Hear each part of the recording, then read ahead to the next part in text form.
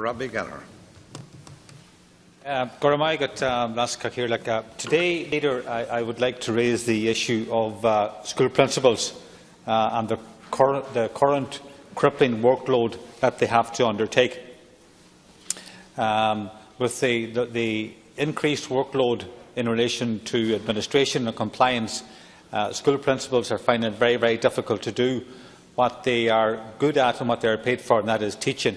And when one considers that 50% of school principals teach a class full-time, it's very difficult for them to take on these extra duties as well, and it's very, very unfair. And I think school leaders, principals, should be spending their time on teaching and learning. That's what they're trained to do, and the workload, the ever-increasing workload and responsibility that comes with being a school principal is becoming impossible to manage.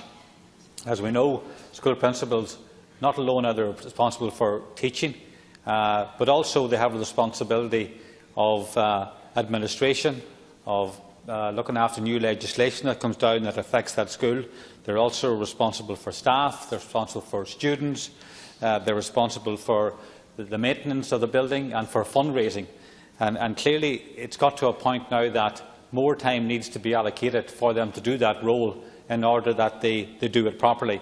The current situation is unfair on the principals, it is unfair on teachers and indeed pupils as well. I understand they have been in contact with Minister Bruton in relation to this issue, and I would ask your good self, Leader, who would have some experience in this regard, to bring our concerns for the plight of the school principals to the Minister, so that mechanisms and procedures can be put in place to rectify the situation, which the workload has got to such an extent that it is impossible for them to carry on, and it is unfair to ask them to do so.